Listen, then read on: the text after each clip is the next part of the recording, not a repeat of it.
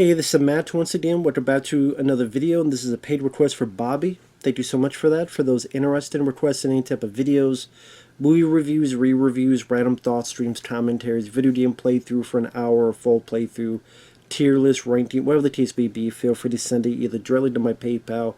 Do have a CashApp as well. Links are down below, and I will get to it as soon as I possibly can. And this is for Dinocroc from 2004. And thank you, Bobby. You've always been very kind and in streams and stuff. Thank you, man. Hope you're doing well. But Dinocroc was on the SYFY Sci-Fi. I remember when Sci-Fi was actually spelled Sci-Fi, SCIFI. I never understood why they changed it to SYFY, which a lot of people like me pronounce it that way, because it's like, that's not the real Sci-Fi Channel. I remember back in the day when he had like the little circular globe thing, and the true Sci-Fi Channel, when they had some good shit on there. But this is the era when they would put crap like this on there. Whatever Roger Corman or someone else wanted to produce, it has a really crappy special effects, and they did a few people you recognize who was second or third tier on some movies or TV you remember back in the day. So for example, in this, there's Costas Mandylor, who will later be in some of those Saw films as that detective. I forgot his name. Charles Napier, Murdoch from Rambo 2. He's in here as a sheriff. Costas Mandylor is a hunter. What was it? God, why am I... God, maybe it was just those two. I was thinking of something else. So there's only two I have to remember. It's Costas Mandylor and Charles Napier. Now, in a way, this did have sequels, because there was a film called Super Gator, and then they did Dinocroc versus Super Gator. How about Super Masturbator? Could that be a Sci-Fi Channel original?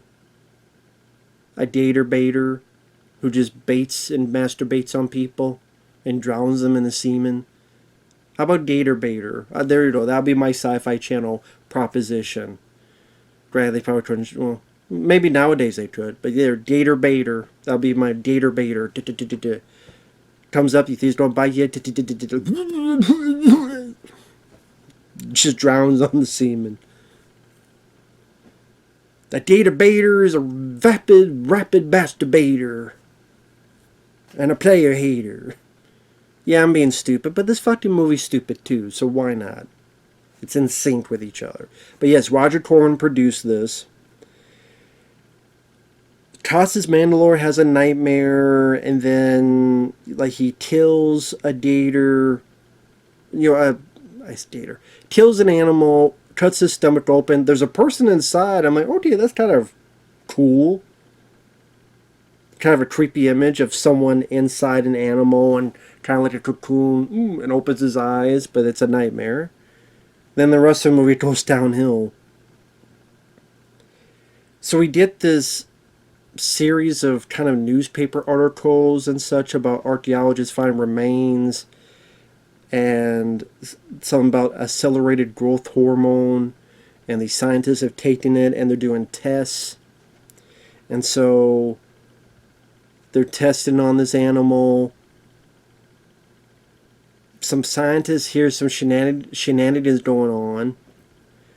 Then decides to go in with a fucking taser. Should not have went in the first place. Gets killed. The creature escapes. And pretty much this thing grows and grows into the Dinocroc. So I know I keep saying gator, but it's a Dinocroc. Yeah, crock of shit. Some people get killed. One person gets killed. Bites him like when it's in the water, and just his ankles are left.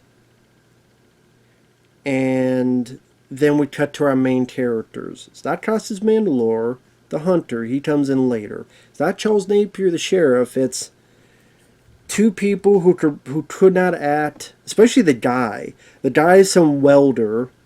I looked it up. I guess he was on soap operas, maybe All My Children, or something like that.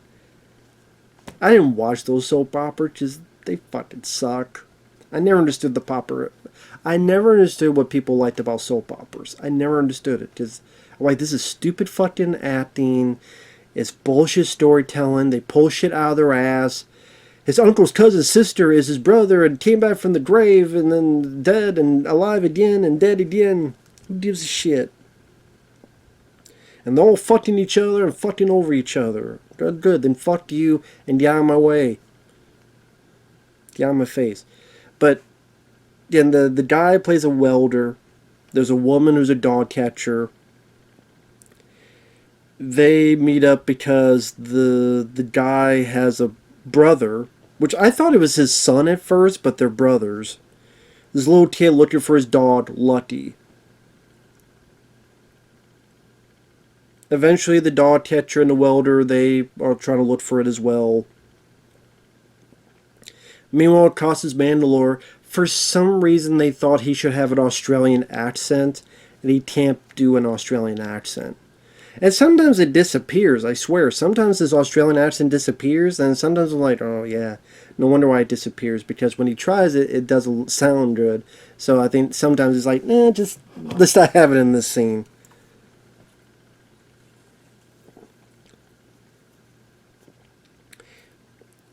But eventually, the welder and the dog catcher, they're looking around. They see someone with a gun. They think he's a nut. They knock him out. They take him in their truck. He wakes up and says, I'm a scientist. Drop me off here. They learn a little bit of what's going on, but not the whole thing. And more people get killed. These two hunters get killed. Most of it is off screen. Some are at this lake and get killed.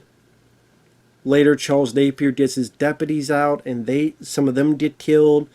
But then you don't see much because they don't have the budget to show much.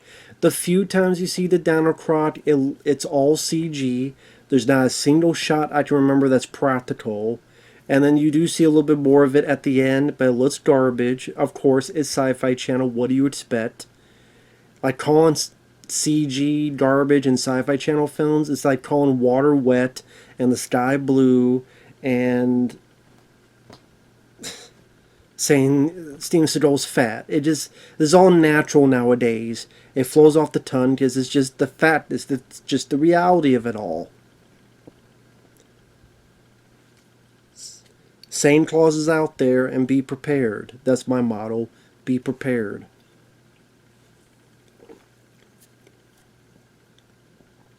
Also, this movie loves choir music.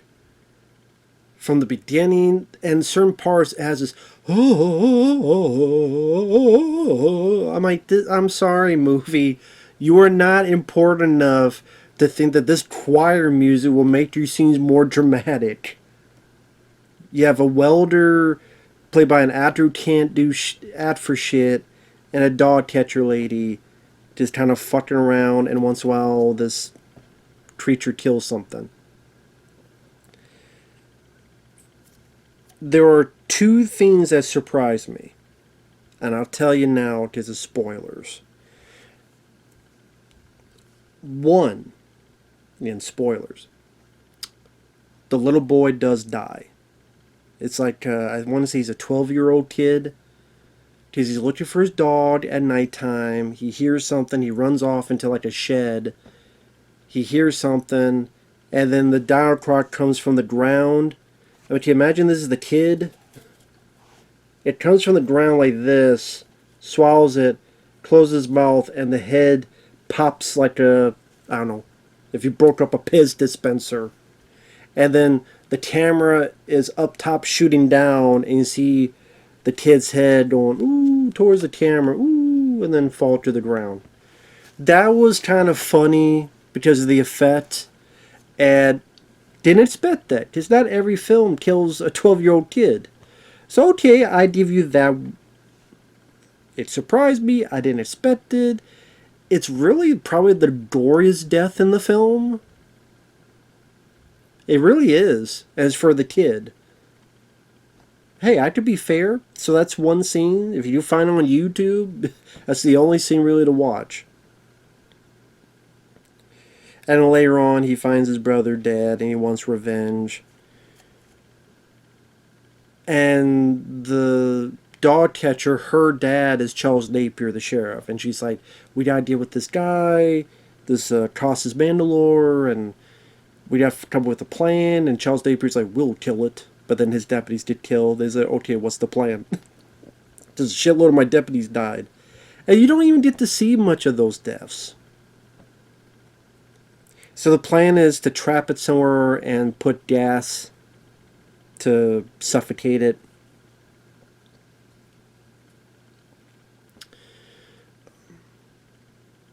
This also seemed to have... I would not be surprised if the writer, director, whoever, had some kind of affection for dogs. Like some kind of... wanted to say something about animal cruelty or something about dog cruelty. Because there's a lot of like dog stuff in this. So for example, the dog's missing, but they don't kill the dog, they find the dog. Of course, the lead, one of the leads being a dog catcher, and then the sheriff is, yeah, get rid of these dogs. Oh, Dad, I'm not going to gas them, I'm not going to kill them. Yeah, get rid of them. And then at the end, Charles Napier and them are trying to use all these dogs as bait. And then they cuff the dog catcher and the welder to not be in the way. Our two leads get out to get the dogs and get them out. Because they'll use themselves as bait. Which they do. And then eventually Costas Mandalore gets in front of it. Makes it chase him through the tunnel. They're able to trap it there, put gas in there. And then... I forget her name. I should look it up. There's a lady scientist who's like the evil, she's the bitchy character. She's just not in the film a whole lot to give much of an impression. Joanna Patula, which, I want to see, what else has she done? Oh, you know what? I know why I recognize her now. You remember the film Virus with Jamie Lee Curtis? So, Jamie Lee Curtis and Donald Sutherland and William Baldwin, they all get on the boat. And the only survivor they find is this science officer, Nadia. That's who Joanna Patula is. She played that girl. She's in this film as kind of the evil scientist. Who, of course, they open it up. She wants to look at it. She's being interviewed by a camera. It's still alive. Kills her off screen. Well, kind of off screen, but, well, yeah, off screen, because it comes out and she's in the mouth and it's a wide shot CGI and then swallows her.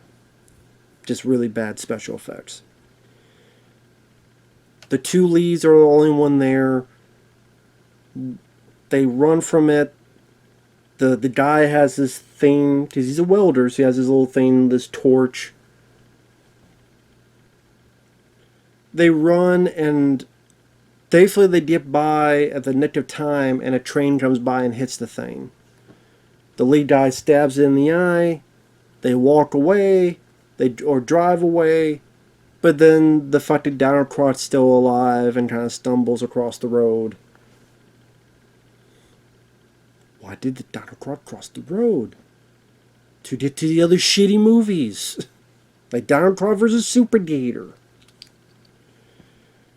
Well, why'd you just tell the plot? I told the plot because that way you don't have to watch the film because there's nothing you're missing. Well, I said there were two things that surprised me. One was the death of the kid. The second was that Costas Mandalore and Charles Napier lived. Because it seems like in this kind of film, those two would have died.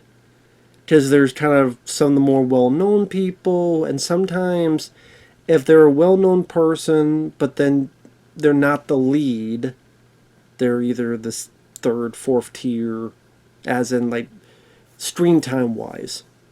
It seems like the last one Bobby had me review. Well, was it Bobby? Oh, the last one I reviewed. No, it wasn't. It was it Willie? Sabretooth. It wasn't Bobby. It was someone else. I have it written down. Was it William? I'm bad with names. It's just me.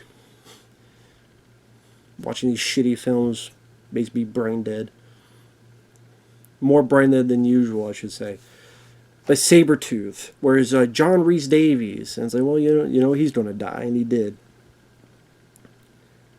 But no, Charles Napier and Costas Mandylor lived, and also Costas is the hunter.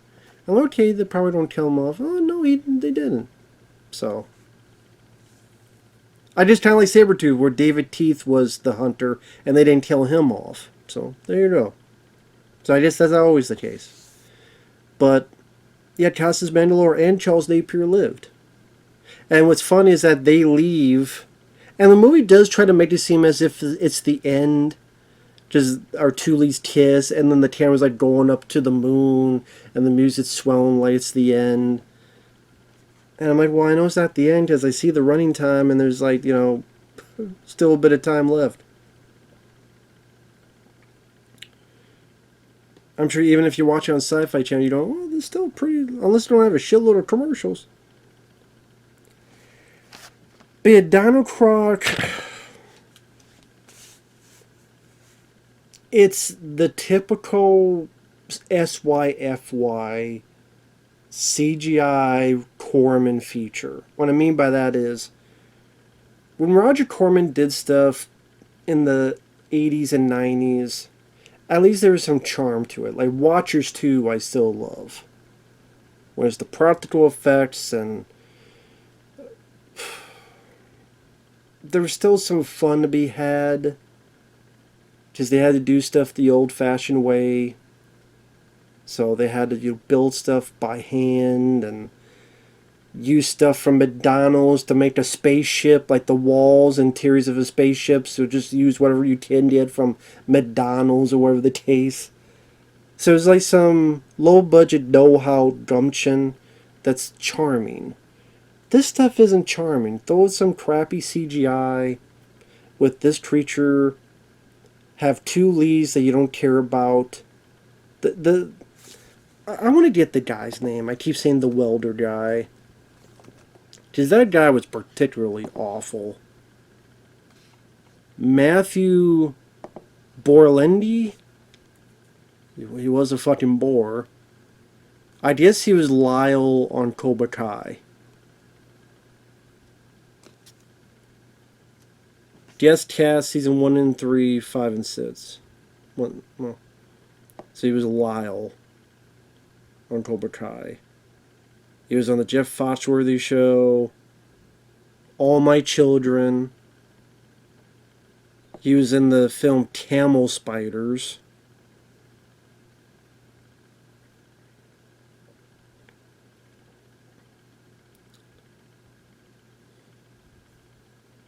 Jesus Christ.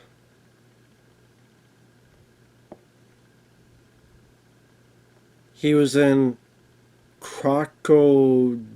Oh, he was in Blood Surf back in the day. Which I vaguely remember that film. Wow. He was in a film called Spider's Web with Stephen Baldwin. A low-rent sex thriller. Bloody Mary, Cougar Club. So yeah, a bunch of classics he's been in. But yeah, Matt Borlendi. Well, so yeah, The Bold and the Beautiful, Days of Our Lives. He was in a lot of the fun. He wasn't in all As the World Turns or As the Ass is Munched, whatever the fuck case. So yeah, he was a soap opera actor. No wonder. A lot of those soap opera actors fucking suck. Because they're so used to acting in that format that they can't really do other stuff. Are there exceptions? Yes, there's always exceptions. Always exceptions. But when you do it for so long and you have to act a certain way and you have to do... When you go to other projects, it's like a lot of people can't shape that. The guy who's the villain in the ambulance, he worked well as the villain in that movie, the film directed by Larry Cohen. But as a lead, he just this guy here just did not act it at all. He didn't have any presence. He wasn't charming. He was just pretty bad. And the lady who played the dog catcher wasn't a whole lot better, maybe slightly better. Other than the death of that kid, the rest of the deaths are pretty bloodless. So, I mean, you don't even get that fun out of it. Unless you want to make fun of Travis Bangalore doing an Australian accent. So, Dinocroc is shit. That's what it should be called. With that said, thanks for watching. Take care. We'll see you guys later. Bye-bye for now.